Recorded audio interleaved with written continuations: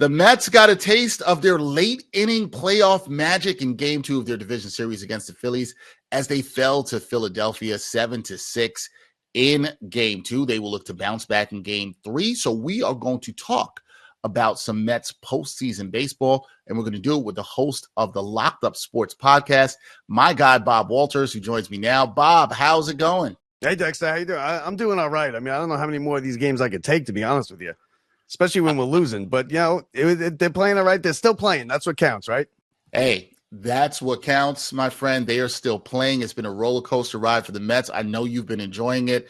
Other fans have been enjoying it as well, too. And, you know, it's very interesting to see. But when you look at this, you can look at this as a tough loss because the Mets had tied it in the top of the 9th when Mark Vientos' 2-run homer ties it at 6. Then in the bottom of the frame, Nick Castellanos has the game-winning walk-off RBI single, and they fall 7-6. So, a couple of ways to look at this, Bob. Gut punch loss, or the fact that the Mets went down to Philadelphia, took care of business, got a split. How are you viewing this for the Mets and what they were able to accomplish within the first 2 games of the series?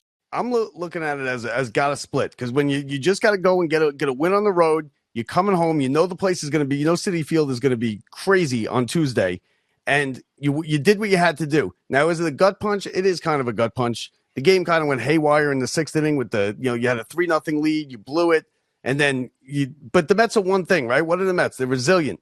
They've been resilient every step of the way here. They've been resilient in every game, every inning that a team scores. They come back. I think if the Mets got another at bat tonight, we'd still be playing. So I would look at it as took care of business. They're going to be resilient. And I think I have confidence that they're going to come back and they're going to play well at home in front of the crowd. All right, so confident they can bounce back in game 3. And when you look at this game 2, in a pivotal moment, we saw in the 7th inning, end of the 7th inning with 1 out to go, we saw Carlos Mendoza bring in Edwin Diaz, Bob, and Diaz gets the out in the 7th. But in the 8th inning, gives up the lead. We've seen, just in the last week, we've seen an up and down Edwin Diaz, right? We've seen him blow a lead. We've seen him also be strong in a Mets win in Milwaukee. Are you concerned with what you're seeing with Diaz in terms of not knowing which closer you're going to see for the Mets? Is that a concern for you right now or no?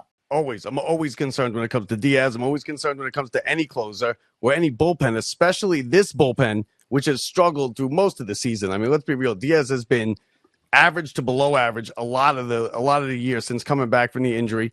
And frankly, if you're not Mariano Rivera, I don't trust you in a bullpen. Anybody for any team, because they're so up and down. I think Diaz, I would have been very curious to see what he would have done in the 9th inning there if Diaz didn't give up the runs when he did and got pulled out. Was he going to give him a 7-out save, his first 7-out save ever in his career? What was Mendoza going to do? He didn't get to that point. Yes, I am absolutely concerned about Diaz, and I would be concerned about the entire bullpen. The Mets bullpen has been the problem this year, and I think if they finally do go out sometime, the bullpen will be the reason. All right, so concerns about the bullpen. We'll see if they can bounce back, if Diaz can bounce back. You also got to worry a little bit about the wear and tear. Diaz has pitched a lot in the last few days. But moving on to game 3, you said it. Citi Field is going to be rocking on Tuesday night for game 3. Sean Manaea will get the start on the hill. What are you expecting out of the Mets starter who's had a career year in this spot? What are you expecting, Bob? I'm expecting a good start from him. Now, he wasn't great in his last start. 3 2/3, 5 earned runs, 7 hits, only 1 strikeout and 2 walks. But the track record is this year with Manaea is he's been excellent. He's going to probably get some Cy Young votes. He's been money for us every 5th day. I think he's going to be good. I think the Mets starter has to be good because, like I said, the bullpen's an issue with this team. You never know what you're going to get out of the bullpen. They've pitched well lately, but we've also seen them implode multiple games in a row this season. So I think you have to get a good start, get an early lead, and you'll be okay. All right, we'll see what Manaea can do there in game 3. Last thing for me, Bob, because we've seen this in the wild card round. We saw this at least in game 1 of this division series. We've seen the Mets get some good pitching. We've seen them also get some timely hitting. We know that is necessary in the postseason. What are the keys to the Mets getting a win in game 3 and taking a 2-1 lead in this best-of-5 series against the Phillies? I think the keys are to play the game like you did almost game 1 of this series, where you got a bigger lead. You're not walking a tightrope late in the game. You're not trying to come back, have hero home runs.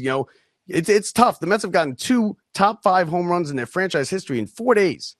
You don't want to be playing. You can't. That's not sustainable to win games like that constantly over the long haul in the playoffs. I think you want to have Manaea pitch well. I think you want to get an early lead. You got Alonso's swinging the bat well. Vientos is swinging the bat well. Nimmo, your stars are going. I think they'll be in good shape, and I think they take Game 3.